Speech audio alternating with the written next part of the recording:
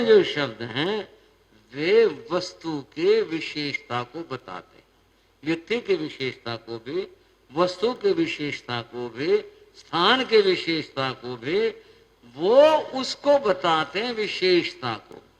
अब इसकी क्या जरूरत पड़ गई? उदाहरण के लिए 4 किताबें रखी हैं और उन पर कवर चढ़े हुए हैं, नाम पढ़ने में नहीं आ रहा। अब आपने कहा भाई वो किताब लाना, कोई भी धर्मशास्त्र लाना। धर्मशास्त्र कौन सा है? कवर चढ़ा हुआ है, उल्टी रखी हुई है, या कुछ पढ़ने में नहीं आ रही बात, कुछ लाना। और आदमी ने कहा अरे लाल कवर वाली ले आ। क्या कहा?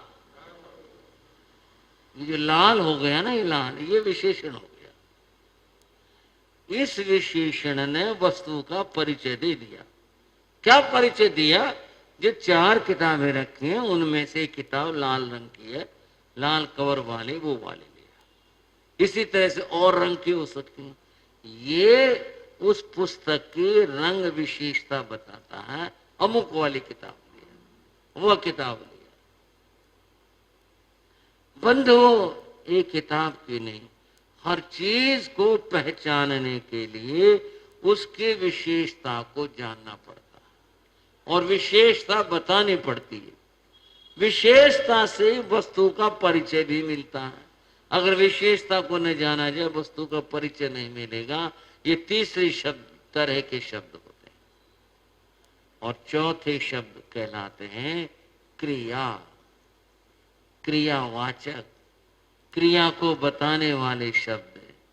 अब ये क्रियावाचक क्या होगी? क्रिया क्या चीज होगी? जो कुछ हम करते हैं वो सब क्रिया है। श्राव को सुन रहे हो, समझ रहे हो? जो हम करते हैं ये सब क्रियाएं करते हैं। आना जाना, उठना बैठना, खाना पीना, बोलना सुनना, करना, जो भी कुछ है ये सब के सब क्रियाएं हैं। और ये जगत जो चल रहा है क्रिया कर रहा है, इसी का नाम चलना है। अगर क्रिया अगर बंद हो जाए, सब शून्य हो जाए, सब ठहर जाए, सब कुछ रुक जाएगा, सब ठहर जाएगा।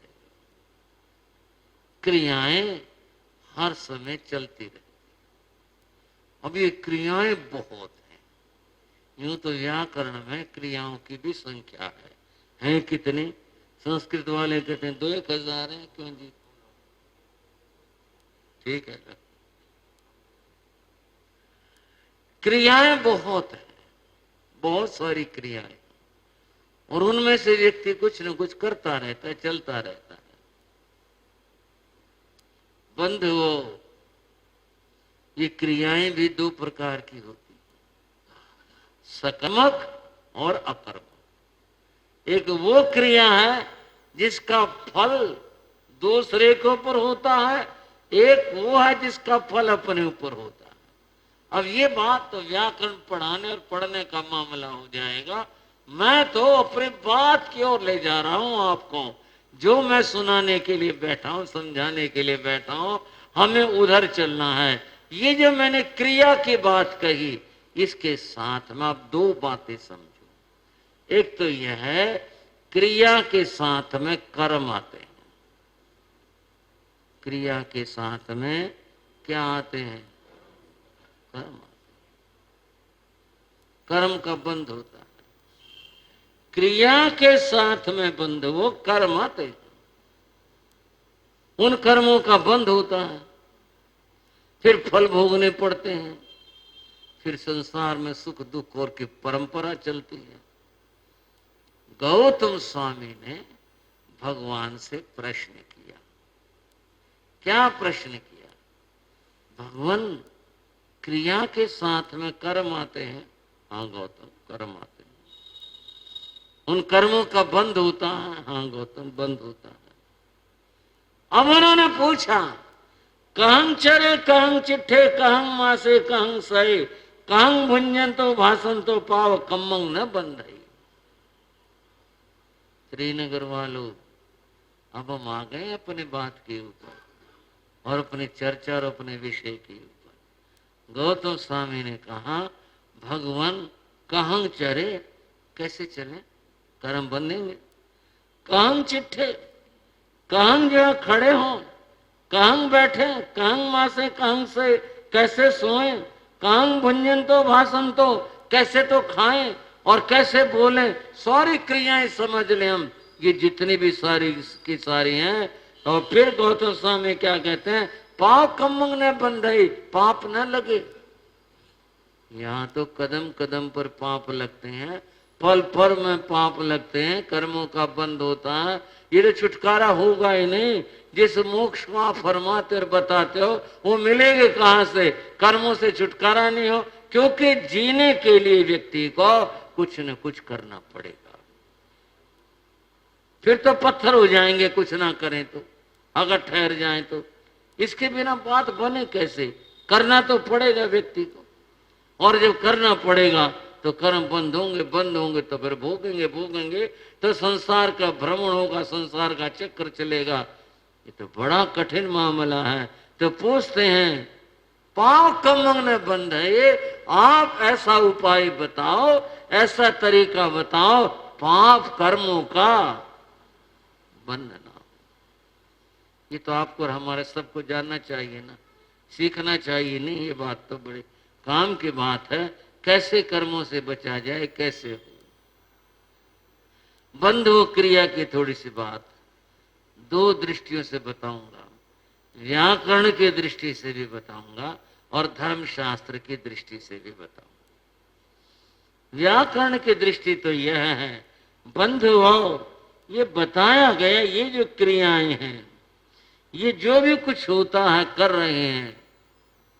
अभी मैं कह रहा था वो तो हैं बहुत सारी, लेकिन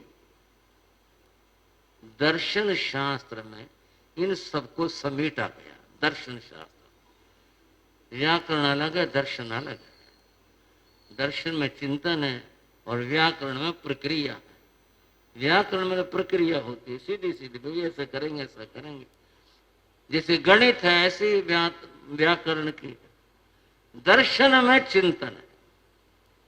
दर्शन शास्त्र में क्या बताया, सारी कुल मिलाकर दुनिया में 5 ही क्रिया। कुछ आनंद भी लोगे बात का, मजे की बात, आनंद की चीज। अगर थोड़ा सा समझने की कोशिश की जाए, साथ में जुड़ा जाए, लगेगा भी मामला है कुछ। दुनिया में कुल 5 ही क्रियाएं हैं। आप कहोगे कितने, तो आपने गिनवा दी अभी, उठना बैठना खाना पीना चलना बोलना करना, ये कितने साहित्य आपने गिनवा दी।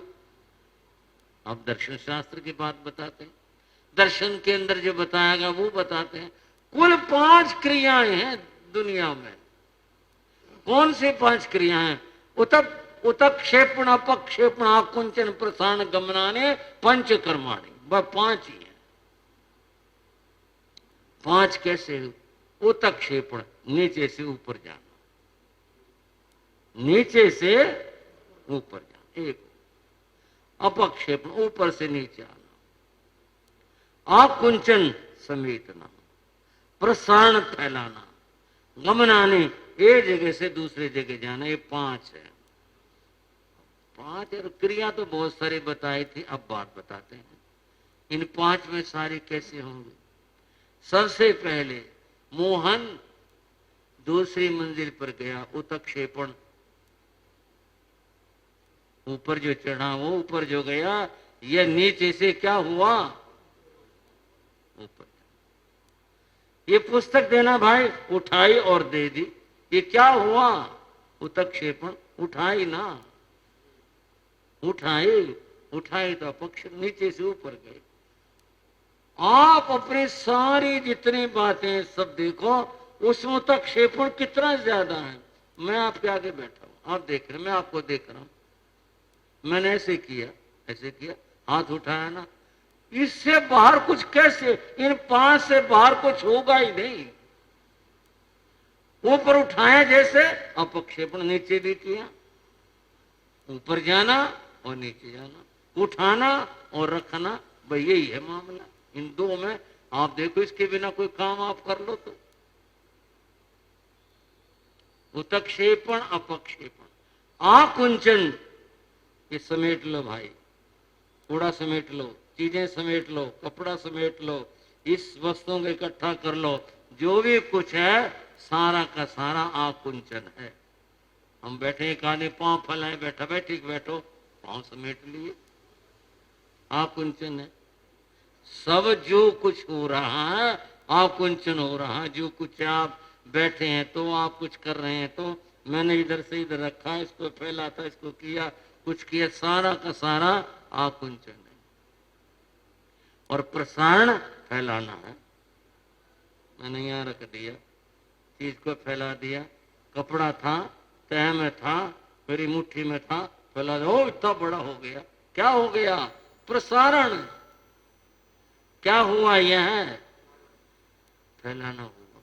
आप अपनी सारी क्रियाएं जितनी भी है ना, उन सब का चिंतन कर लो।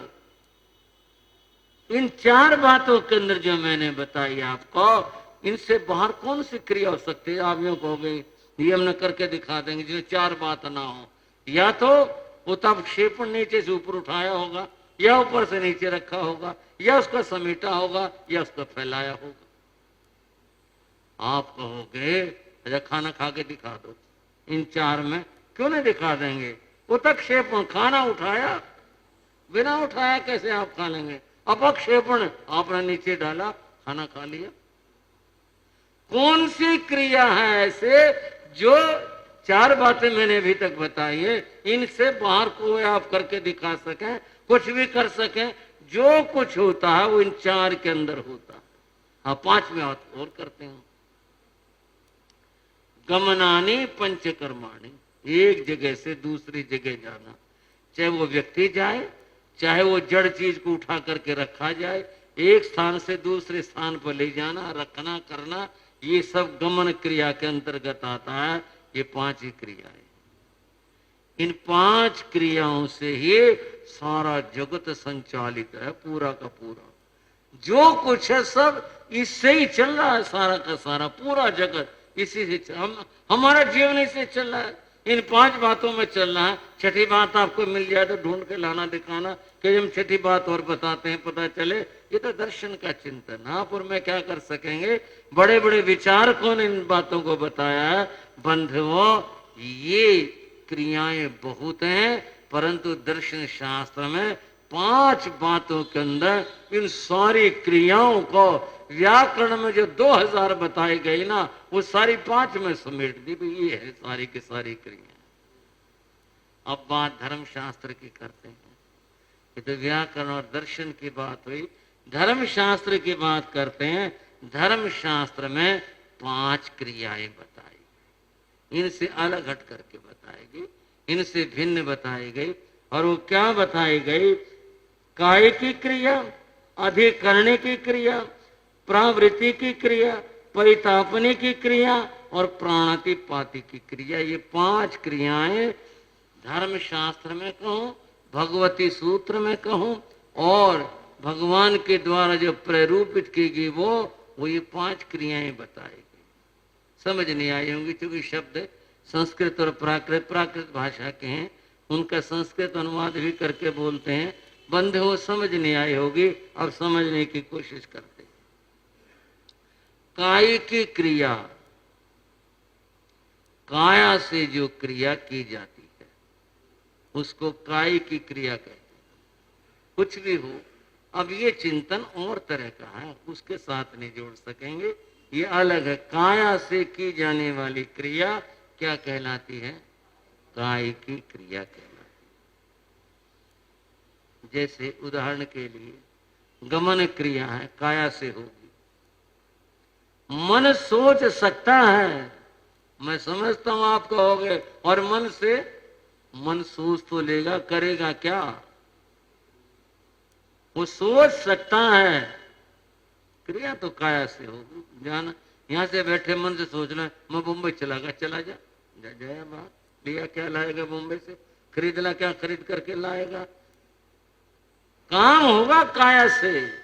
यहां से चलना पड़ेगा काया को, चाहे वाहन से जाओ, कैसे जाओ, फिर पहुंचेंगे बॉम्बे, फिर खरीदारी करेंगे, फिर लाएंगे, फिर होगा काम जा करके। मन से सोचे जाओ, वो जो कर्म बंध वाली बात है वो मन से होने वाली, वो एक अलग विषय है। यहाँ बात क्रिया की कर रहे हैं, काय की क्रिया, काया से होने वाली क्रिया। एक था महात्मा, संतोषी महात्मा था, अपने जप में तप में लगा रहता। एक बार उसके पास एक व्यक्ति भगत आया। वो बोला, महात्मा जी, महाराज, मेरी एक प्रार्थना है। बोले, भाई क्या प्रार्थना? बोले, एक दिन हमारे यहाँ भोजन कर लो। बोले, बस भाई रहने दे, घर की बात तो यहीं दे जाना। बोले जी, मेरा ऐसा मन का विचार है, मेरा घर पवित्र हो जाएगा। आप जैसे महात्मा अगर घर आएंगे तो बहुत अच्छा होगा, बड़ा अच्छा लगेगा। आप मेरे घर पधार जाओ। सरल आत्मा थे महात्मा। बोले, कोई बात नहीं भाई, अगर तेरी ऐसी बात है, तू इतना सोच रहा है इस बारे में, कोई बात नहीं, तेरे घर आ जाएंगे, बड़ी कृपा होगी। फिर कब आओगे? बोले, जब तू कहे तभी आ जाएंगे। बोले जी, कल का दिन रख लो। बोले, कल का दिन रख लो। समय भी रख दिया, भाई दोपहर का खाना तेरे यहाँ होगा। ठीक है, आ जाऊंगा, जो भी समय दिया, 11 बजे का, 12 बजे का। ठीक है जी, आ जाना, आज चल पड़ेंगे भाई, तेरे घर चल पड़ेंगे। उस भगत ने थोड़ा सा और पूछ लिया। बोला, महाराज, यूं तो आप महात्मा हो और स्वाद भी जीता हो, फिर भी अगर कोई चीज अपने को पसंद हो या आप ना लेते हो, कहीं ऐसी भी तो ना कुछ ना लेते हो, तो भी कोई चीज अगर ऐसी हो तो वो बता दो, मैं वैसा कर दूंगा। एक बात और याद आ गई। एक व्यक्ति ने महात्मा को निमंत्रण दिया, उसकी थाली लगा दी, बहुत सारी चीजें रख दी। उस दिन घर में करेले भी बनाए थे। महात्मा ने कहा, भाई वो तो सारी चीज ठीक है, ये कड़वा रख दिया, बताओ, बाद में खाऊंगा तो मुंह कड़वा होगा, ऐसा करो इसको पहले ही खा लो, करेले को, बाद में और खा लेंगे ना तो कड़वापन नहीं रहेगा। उसने तो बैठते करेला उठाया और करेला खा लिया।